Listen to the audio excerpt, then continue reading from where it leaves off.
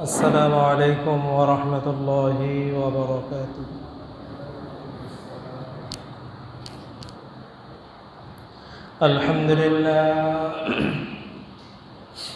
الحمد لله نحمده ونستعينه ونستغفره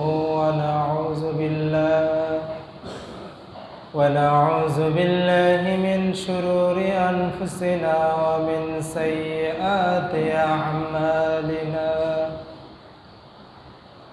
من يهد الله فلا مضل له ومن يضلله فلا هادي له.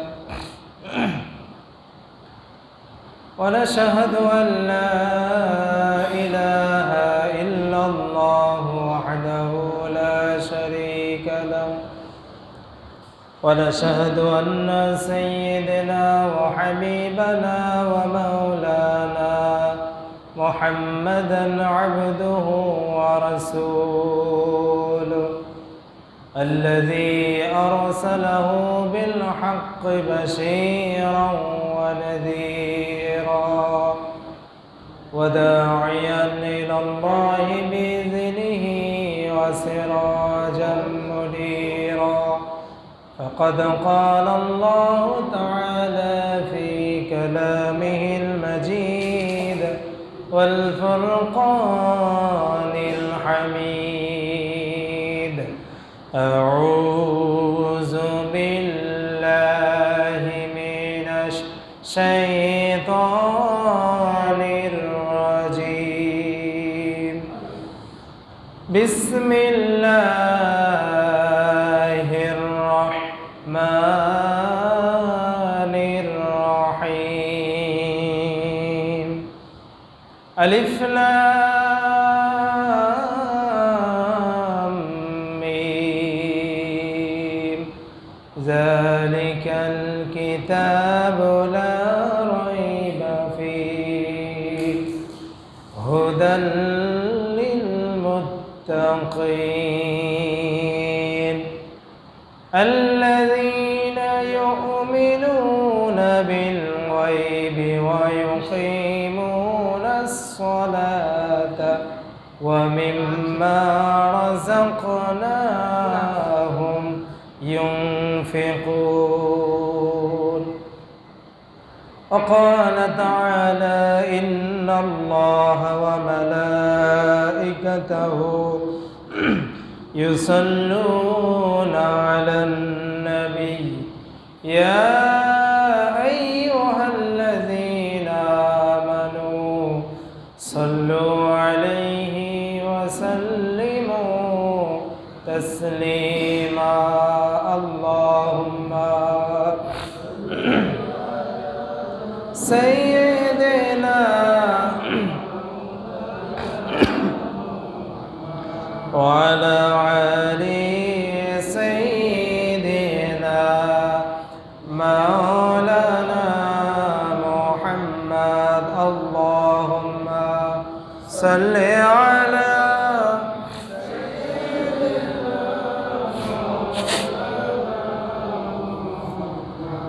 وعلى آل سيدنا مولانا محمد. আলহামদুলিল্লাহ, সমস্ত প্রশংসা সেই মহান রব্বুল আলামিনের জন্য, যে আল্লাহ রব্বুল আলামিন পবিত্র জুমার দিন, সপ্তাহে 7 দিনের বরকতপূর্ণ দিনে, ফজিলতপূর্ণ দিনে আল্লাহ তাআলা আমাদেরকে সুস্থ রেখে, ভালো রেখে, পবিত্র হায়াত দান করে আজকের এই জুমার দিনে জুমার নামাজ পড়ার জন্য মসজিদে আসার তৌফিক দান করলেন। এই জন্য সবাই কালিমাতুশ শুকর আদায় করি, বলি আলহামদুলিল্লাহ। আর একটু জোরে শুনে বলেন আলহামদুলিল্লাহ। লক্ষ কোটি দরুদ বর্ষিত হোক সেই মহান মানবতার মুক্তির দূত, নবিকুল শিরোমণি, রহমতের কান্ডারি, বিশ্বনবী জনাব মুহাম্মদ রাসূলুল্লাহ সাল্লাল্লাহু আলাইহি ওয়াসাল্লাম। সম্মানিত উপস্থিতি,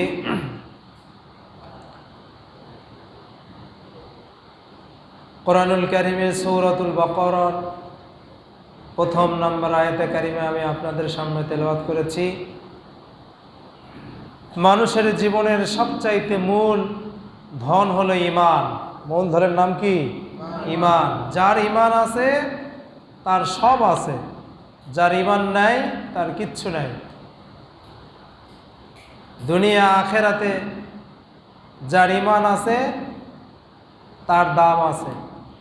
আল্লাহর সৃষ্টি হিসাবে আল্লাহ তাআলা যে ব্যক্তি আল্লাহকে মানবেন তাকেও আল্লাহ লালিত পালিত করবেন, যে মানবেন না তাকেও আল্লাহ কি করবেন? লালিত পালিত করবেন। কারণ হলো আল্লাহর সৃষ্টি, আর আল্লাহ হলেন আর রহমানির রহিম। তিনি রহমান, তিনি কি? রহিম। তিনার দুইটা নাম গুণবাচক নাম। এই জন্য ঈমান মানুষের জীবনের সবচাইতে মূল রত্ন।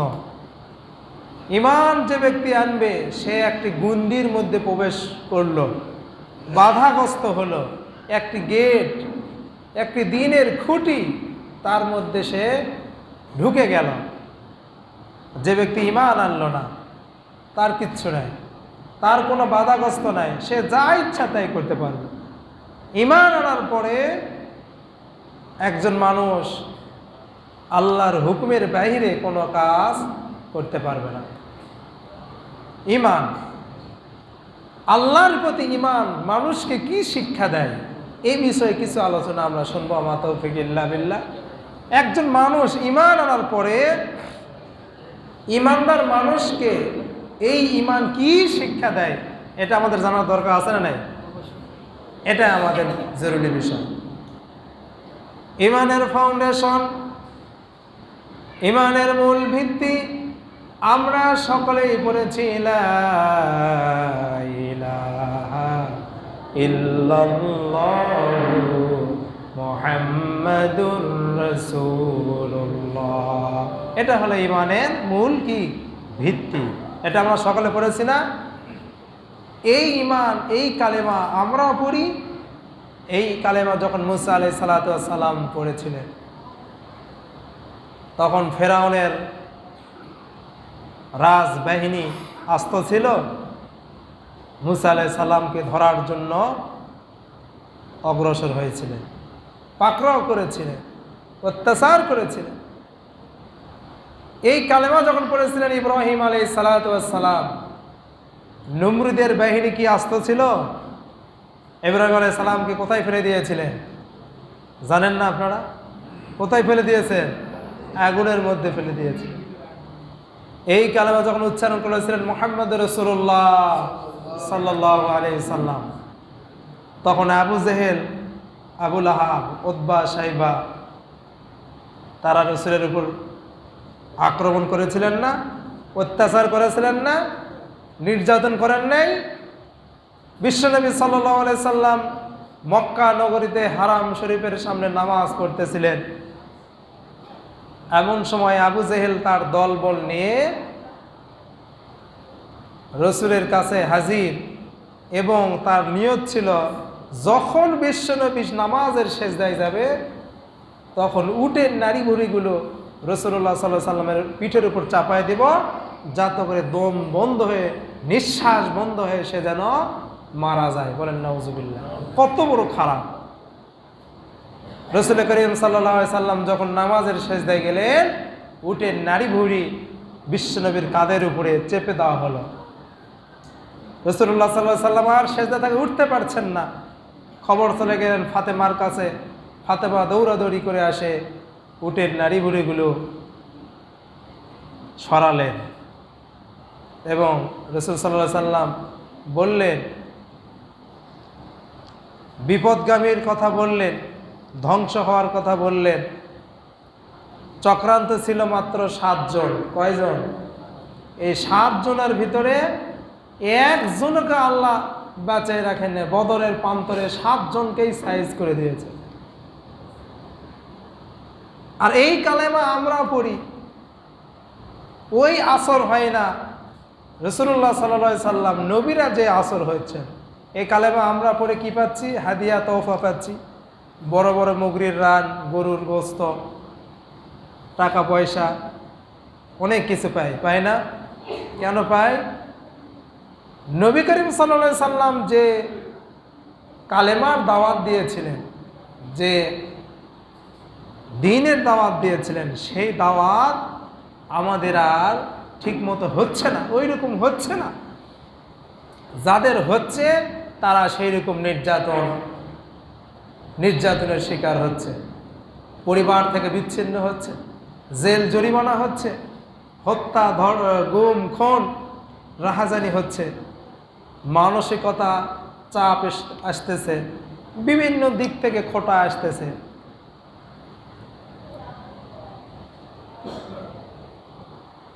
ইমানদার বান্দাকে ইমান আনার পরে প্রথম যে শিক্ষা দেয় সেটা হলো আত্মমর্যাদা। একজন মানুষ ইমান আনার পরে সে আত্মমর্যাদাবান হবে, আল্লাহ ছাড়া কারো কাছে মাথা নত করতে পারবে না। মানুষ তো সাপের কাছে মাথা নত করত, পাথরের কাছে মাথা নত করত, বড় বড় গাছের কাছে, বৃক্ষর কাছে মাথা নত করত। কিন্তু ঈমান যখন সে আনলো, তখন কোরআন তাকে বলতেছে, ইন্নাল্লাযীনা তাদউনা মিন দুনিল্লাহি ইবাদুন আমসালুকুম। ঈমানদার বান্দাকে কোরআন বলতেছে, আল্লাহ রাব্বুল আলামিনকে বাদ দিয়ে তোমরা যার ইবাদত করো, তোমরা যাকে ডাকো, তারা তোমার মতো আমারও বান্দা, আমারও গোলাম। ঠিক না? এই বড় বড় পাথরের মূর্তি, অনেকগুলো হাত, তার নাকের ডগায় যদি একটা মাছি পড়ে, এই এতগুলো হাত থাকার পরেও কি ওই মাছি খেদাতে পারে?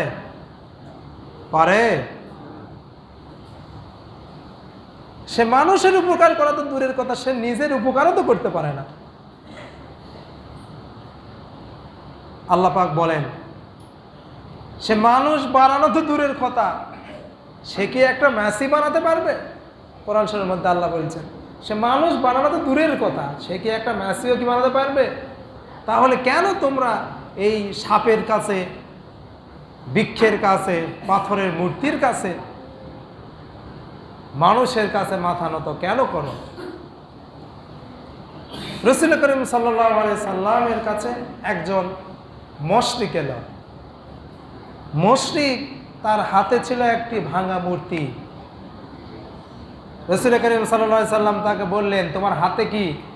বললেন, এ আমার প্রভু, দেবতা, আমি যেখানে যেখানে যাই একে সাথে করে নিয়ে যাই। তাকে সেটা ভাঙা কেন? তখন বললেন, এই দেবতাকে আমি এক জায়গাতে রেখে আমার প্রস্রাবের বেগ হলো, আমি প্রস্রাব করতে গিয়েছিলাম, ইতিমধ্যে এসে দেখি এর গোটা শরীরটা ভিজা। আমি মনে করলাম আমার দেবতা প্রভু শরীর ভিজা হবে কেন? মনে হয় কোনো বরকতের পানি হতে পারে। এই বরকতের পানি মনে করে আমার জিহ্বা দিয়ে তার শরীরটাকে চাটা শুরু করলাম, চাটতে থাকলাম। এমন সময় মনে হলো যে বরকতের পানি তো দুর্গন্ধ হবে কেন, আর সেটা অ্যাসিডের মতো ঝাঁঝ হবে কেন? তারপরে দূরে দেখায় দেখলাম একটা কুকুর, আর তার নিচে থেকে পানির ফোঁটা টপলাচ্ছে। চিন্তা করলাম, কি বরকতের পানি এটা? বললেন, মেজাজটা পুরো খারাপ হয়ে গেল, এক আছাড় মারলাম, ভেঙে গেল ঠ্যাং, কোমর টোমর মাজা সব ভাঙা শেষ। রাসূল সাল্লাল্লাহু আলাইহি সাল্লাম তখন হেসেছিলেন, আর তার হাসির মধ্য দিয়ে তার দাঁত মোবারক বিভূষিত হয়েছিল, দেখা গিয়েছিল। তিনি এত জোরে হেসেছিলেন। হুজুর বললেন, তাহলে আমার কাছে এসেছো কেন? সে বলল, আমি আমার জীবনের ভুল বুঝতে পেরেছি, আমি এসেছি ইসলাম কবুল করার জন্য। নবীজি বললেন, লা ইলাহা ইল্লাল্লাহু মুহাম্মাদুর রাসূলুল্লাহ। আল্লাহ ছাড়া কোনো ইলাহা নাই, কোনো মাবুদ নাই, কোনো উপাস্য নাই, কোনো আইনদাতা নাই, কোনো শক্তি নাই, আজকে বলা হয় সকল ক্ষমতার মালিক জনগণ, নেতা নেত্রীরা বলেন সকল ক্ষমতার মালিক জনগণ, সমস্ত শক্তির উৎস জনগণ। নাউজুবিল্লাহ বলবেন না?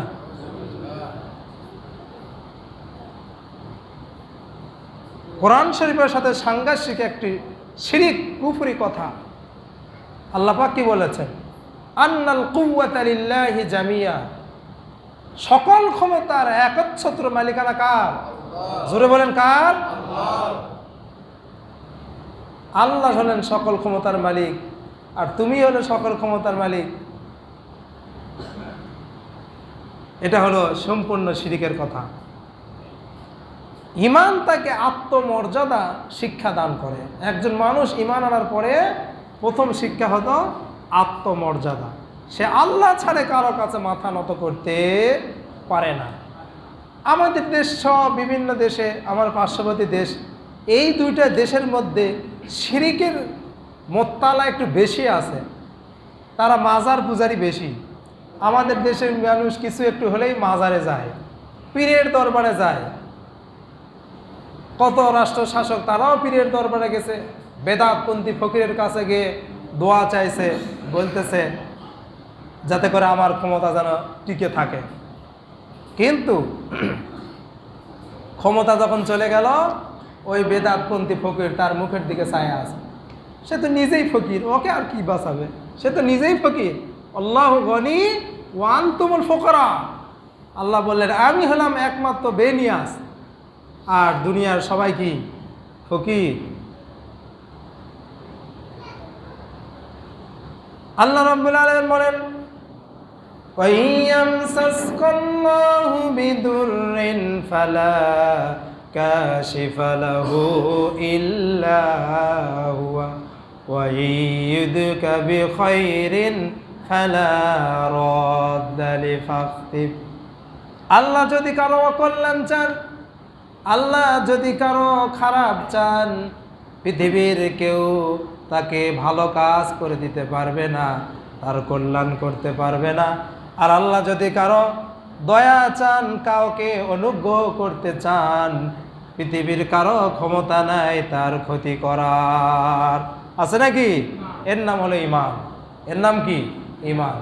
আল্লাহ যদি কারো কল্যাণ চায়, আল্লাহ যদি কারো ভালো চায়, পৃথিবী কারো ক্ষমতা নাই তার অকল্যাণ করবেন।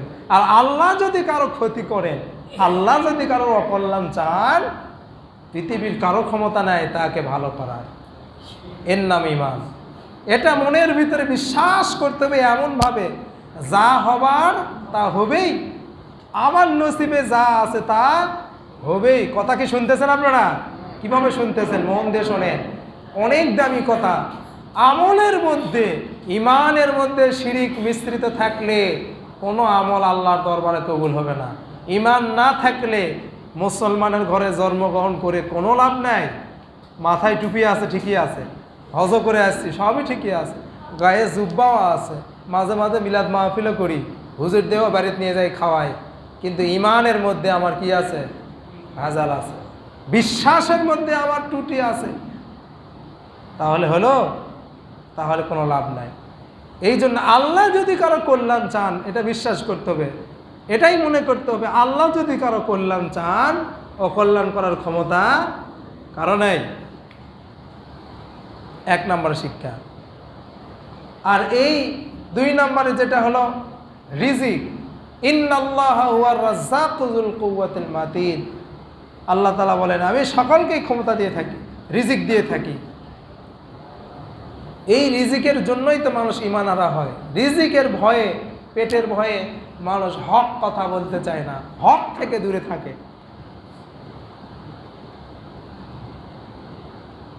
আপনারা কি কোনোদিন দেখেছেন সাইবেরিয়া থেকে পাখি হাওয়ার অঞ্চলে আসে, অন্তত 50,000 পাখি না খেয়ে মারা গেছে? এরকম খবর কি পাইছেন কোনোদিন? সুন্দরবনের হাজার হাজার বাঘ আর ভাল্লুক না খেয়ে মারা গিয়েছে, এরকম খবর কে কে পাইছেন? নদী নালার সমুদ্রের মাছ না খেয়ে মারা গিয়েছে, ভেসে উঠেছে, অন্তত 1 লক্ষ মাছ না খেয়ে সমুদ্রে মারা গেছে, এরকম খবর কারো জানা আছে? আমাদের দেশের হোম মিনিস্টার আছে, ফরেস্ট মিনিস্টার আছে, ফুড মিনিস্টার আছে, এগ্রিকালচার মিনিস্টার আছে না, মন্ত্রণালয় আছে না? সব মন্ত্রণালয় থাকার পরও মানুষ না খায় মারে, না খায় মরে না? এত কিছু থাকার পরও মানুষ না খেয়ে মরে।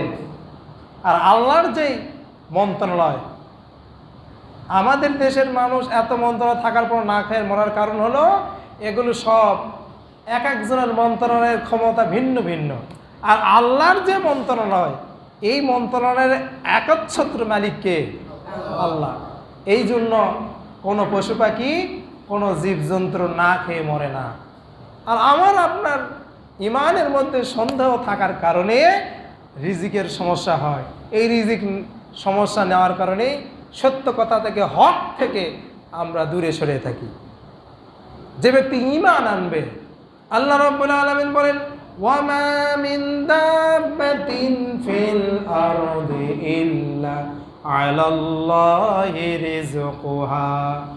দুনিয়াতে এমন কোনো বিচলনশীল প্রাণী নাই যার রিজিকের ব্যবস্থা আমি আল্লাহ তাআলা আমার নিজ হাতে করি নাই। এমন কোনো প্রাণী নাই। সুবহানাল্লাহ জোরে বলেন। সমস্ত প্রাণীর রিজিকের ব্যবস্থা কার? এবং রিজিক রেখে দিয়েছেন তিনি আসমানে। ফিস সামাই রিজিকুকুম ওয়া মা তুআদুন। সমস্ত গোলামের, সমস্ত চাকরের, সমস্ত প্রাণীকুলের, জীবের রিজিকের ব্যবস্থা কে করেছেন? আল্লাহ। এই ঈমান আমাকে শিক্ষা দেয় রিজিকের ভয়ে হক থেকে দূরে সরা যাবে না। এরপরে অনেক আছে, অল্প কিছু বলেই শেষ করি। এই রিজিক আমাদের সকলের জন্য জরুরি। টাকা পয়সা না থাকলে তো হয় না। রিজিক না থাকে, রিজিকের চিন্তা, খাওয়ার চিন্তাটাই তো মানুষ বেশি করে না? খাওয়ার চিন্তার চাইতে অন্য কোনো চিন্তা করে না। এই চিন্তাটাই একটু মানুষ বেশি করে। তো এই রিজিক আল্লাহ তাআলার হাতেই বরাদ্দ আছে। তিনি যাকে যতটুকু ইচ্ছা ততটুকু রিজিক দিয়ে থাকেন। কাউকে বেশি দেন, কাউকে কম দেন। এরপরে আসেন মৃত্যু। এই মৃত্যু এক মহাসত্য। এই মৃত্যু একই মহাসত্য। এই মৃত্যু আমার আপনার সকলেরই একদিন হবেই, এটা অন্তরের ভিতরে বিশ্বাস করা। মৃত্যুর ভয়ে সত্য পথ থেকে দূরে সরা যাবে না। ওমা কানা লিনাফসি আন তামুতা ইল্লা কিতাবাম মুআজ্জালা। মানুষের মৃত্যু নির্ধারিত সময়ে আল্লাহ রব্বুল আলামিন এক কিতাবের মধ্যে লিপিবদ্ধ করে রেখেছে।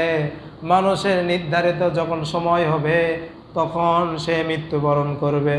কুল ইন্নাল মাউতাল্লাযী তাফিরুনা মিনহু ফাইন্নাহু মুলাকীকুম। মৃত্যুর ভয়ে কেউ পলায়ন করো না। মৃত্যুর ভয়ে কেউ হক পন্থা থেকে দূরে সরে যেও না। মৃত্যু একদিন মহাসত্যবান। এই মৃত্যু একদিন হবে। মরণ থেকে পালাও তুমি। মরণ তোমার লইবে গিরে, যদিও সুতোর আকাশ পানে পালাও হেতা লাগিয়ে সিঁড়ি। এই মহারোগের কোনো ঔষধ নাই, এই মহারোগের কোনো চিকিৎসা নাই।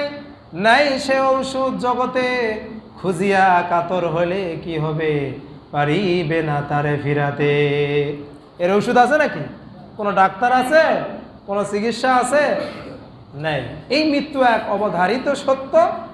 এই মৃত্যু আমার আপনার সকলেরই একদিন হবেই। সুতরাং নির্ধারিত সময়ে আমার আপনার মৃত্যু হবে। এই মৃত্যুটা আছে কার হাতে?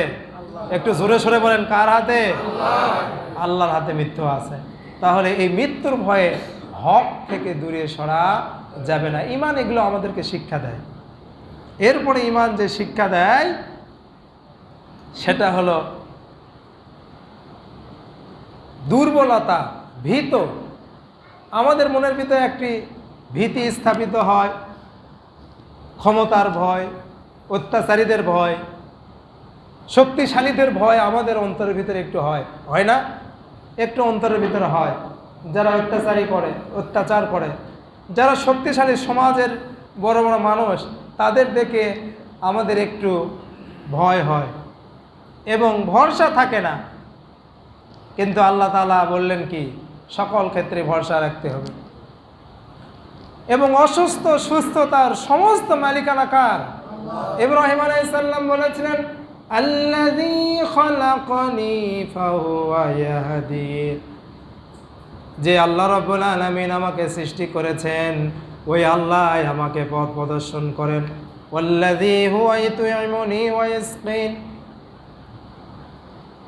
আর আমার ভালো মন্দ খাবারের রিজিকের ব্যবস্থা সে আল্লাহ তাআলা করেন। ওয়াইজা মারিতু ফাহুয়া ইয়াশফিন, আর আমি যখন রোগাক্রান্ত হই আল্লাহ রাব্বুল আলামিন আমাকে রোগমুক্ত করেন। আমি যখন অসুস্থ হই কে আমাকে রোগমুক্ত করেন? আল্লাহই আমাকে রোগমুক্ত করেন। হযরত আইয়ুব আলাইহিস সালাতু ওয়াস সালাম 18টি বছর রোগাক্রান্ত হয়েছিলেন। সারা শরীরে পোকা লেগেছিল, ঘা হয়েছিল, পোকায় দুর্গন্ধ হয়েছিল। এলাকার লোকজন, পাড়ার লোকজন, আত্মীয় স্বজন, বিবি বাল বাচ্চা অনেকেই দূর দূর করে তাড়িয়ে দিয়েছিলেন। আইয়ুব আলাইহিস সালাতু ওয়াস সালামের কাছে আর কেউ ছিল না। এমন সময় পোকা যখন জিহ্বা পর্যন্ত চলে গেলেন, আল্লাহকে ডাক দিয়ে আইয়ুব আলাইহিস সালাম বললেন, আন্নী মাসসানিয়াদ-দুর ওয়া আনতা আরহামুর রাহিমিন। হে আল্লাহ, আমি আইয়ুব অসুস্থ, আমি কি অসুস্থ, আর তুমি হলেন রহমানুর রহিম। তিনি বললেন না, আল্লাহ আমি আইয়ুব অসুস্থ, আপনি আমাকে সুস্থতা দান করেন, আমাকে শেফা দান করেন। তিনি বললেন না, তিনি বললেন এই কথা যে আল্লাহ আমি অসুস্থ আর তুমি তো দয়াবান। তিনি টেকনিক অবলম্বন করলেন, হিকমত খাটালেন। আল্লাহ তাআলার পরের আয়াত নাজিল করে জবাব দিয়ে আইয়ুব আলাইহিস সালামকে পূর্ণ শেফা দান করলেন। সুবহানাল্লাহ। 18 বছর রোগাক্রান্ত থাকার পরে আইয়ুব নবীকে আল্লাহ তাআলা পরিপূর্ণ শেফা দান করলেন। তার এলাকার লোকজন, বিবি বাল বাচ্চা, যত যা কিছু ছিল সব কিছু তার হাতে তুলে দিলেন। ইউনূস আলাইহিস সালাতু ওয়াস সালাম মাছের পেটের ভিতরে ছিলেন। বিশাল বড় একটি মাছ ইউনূস নবীকে গিলে খেয়ে ফেলল। 40 দিন যাবৎ ইউনূস নবী মাছের পেটের ভিতরে ছিলেন। হঠাৎ তার হুঁশ এলো। হুঁশ এসে তিনি শুনতে পারলেন সমুদ্রের নুড়ি নুক্তা, পাথর, ঝিনুক যা কিছু আছে সব কিছু আমার আল্লাহ নামের জিকির করতেছে। ইউনূস নবী চিন্তা করলেন, সবাই যদি আল্লাহর নামে জিকির করে আমি কেন মুখ বন্ধ করে থাকবো? তিনি বললেন, লা ইলাহা ইল্লা আনতা সুবহানাকা ইন্নী কুনতু মিনাজ জালিমিন। হে আল্লাহ, লা ইলাহা ইল্লাল্লাহ, আল্লাহ ছাড়া কোনো মাবুদ নাই, ইলাহা নাই, প্রভু নাই, আইনদাতা নাই, বিধানদাতা নাই। আল্লাহ, আমি আমার নফসের প্রতি জুলুম করেছি। আল্লাহকে বললেন না, আল্লাহ আমাকে রক্ষা করো, উদ্ধার করো। তিনি বললেন, অনুগত হলেন, অনুশোচনা বোধ করলেন, আমি আমার নফসের প্রতি জুলুম করেছি। এই কথা বলার সঙ্গে সঙ্গে মাছের পেটের ভিতরে ব্যথার অনুভব হলো। প্রচণ্ড ব্যথা হওয়ার কারণে মাছ পানির অতল তলদেশে থাকতে পারলেন না, উঠে চলে আসলেন কেনারে। চলে এসে বমি করে দিলেন, উদ্গীরণ করে দিলেন। ইউনূস আলাইহিস সালাতু ওয়াস সালাম মাছের পেট থেকে আল্লাহ তাআলা তাকে মুক্ত করে দিলেন। সুবহানাল্লাহ। এইরকম বিপদে আপদে ধৈর্য ধারণ করতে হবে, ভরসা করতে হবে কার? কার ভরসা করবেন? আল্লাহ। এই ইমান আনলাম, কাজ শেষ তা নয়। ইমান আনার পর ইমানটাকে টিকিয়ে রাখতে হবে। ইমান আমাকে শিক্ষা দেয়, আর সেই ইমানটা টিকিয়ে রাখতে হবে। ইমান যদি টিকে না থাকে তাহলে তো লাভ নাই। ইমান হারা হয়ে কবরে গেলে দুনিয়ার সব হারা হতে পারে, কিন্তু ইমান হারা হলে কবরে গেলে কবর আমার আপনার সঙ্গে খারাপ ব্যবহার করবে না, ভালো ব্যবহার করবে না, খারাপ ব্যবহার করবে, তাই না? আল্লাহ তাআলা আমাদেরকে পূর্ণ ইমানদার হওয়ার তৌফিক দান করুক, বলেন আমিন। গায়েবের প্রতি ইমান আনা, যালিকাল কিতাব, এই কিতাব দিয়েছেন আল্লাহ, হুদাল্লিল মুত্তাকিন, হেদায়েতের জন্য আর মুত্তাকিদের জন্যই পথ প্রদর্শন। এবং গায়েবের প্রতি ঈমান আনতে হবে, অদৃশ্যের প্রতি ঈমান। আল্লাহকে আমরা কেউ দেখেছি নাকি? কে কে দেখেছেন হাত তোলেন? কে আল্লাহকে দেখেছেন হাত তোলেন? আল্লাহকে কেউ আমরা দেখি নাই, না দেখে কি করেছি? ঈমান এনেছি, এর নাম ঈমান। আল্লাহ আমাদের সকলকে ঈমানের উপর টিকে থাকতে তৌফিক দান করে, আমিন। ওয়া আখির দাওয়ানা আলহামদুলিল্লাহি রাব্বিল আলামিন। সুন্নাত।